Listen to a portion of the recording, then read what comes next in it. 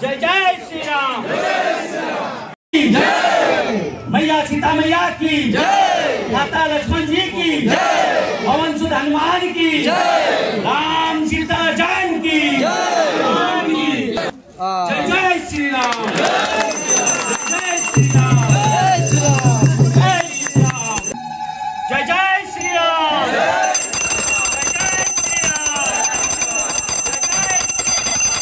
जय जय श्री राम। जय जय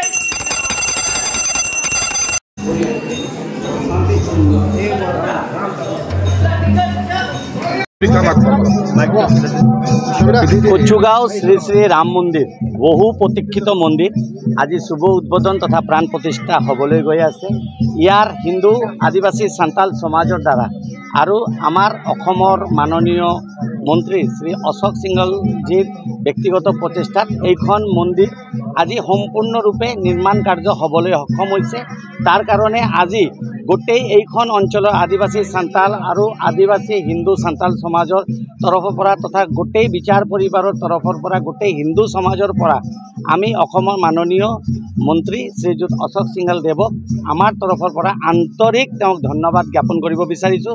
কাৰণ তেওঁৰ ব্যক্তিগত প্ৰচেষ্টাত আজি হিন্দু সনাতনী সংস্কাৰৰ যি পবিত্ৰ আমাৰ যে তাৰমানে মৰ্যাদা পুৰুষোত্তম শ্ৰী শ্ৰী ৰামচন্দ্ৰ দেৱৰ মন্দিৰ আজি কচুগাঁও অঞ্চলত আৰু একদম আদিবাসী হিন্দু সান্তাল অঞ্চলত এখন মন্দিৰ ইয়াতে নিৰ্মাণ কাৰ্য সম্পন্ন হৈ আজি প্ৰাণ প্ৰতিষ্ঠা হ'বলৈ গৈ আছে। আমাৰ কাৰণে বহুত আনন্দৰ দিন আজি।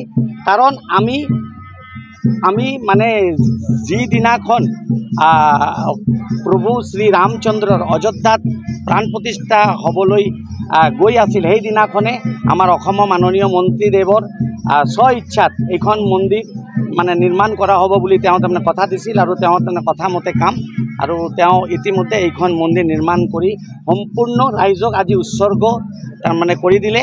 আৰু ইতিমধ্যে অলপ পিছতে আমাৰ অসমৰ মাননীয় মন্ত্ৰী শ্ৰীযুত অশোক সিংহলদেৱে আমাৰ লগত ভাৰ্চুৱেলি তেওঁ আহি এইখন মন্দিৰত শুভাৰম্ভ আৰু তাৰমানে উদ্বোধনটো মানে তেওঁ তাৰমানে কৰি দিব।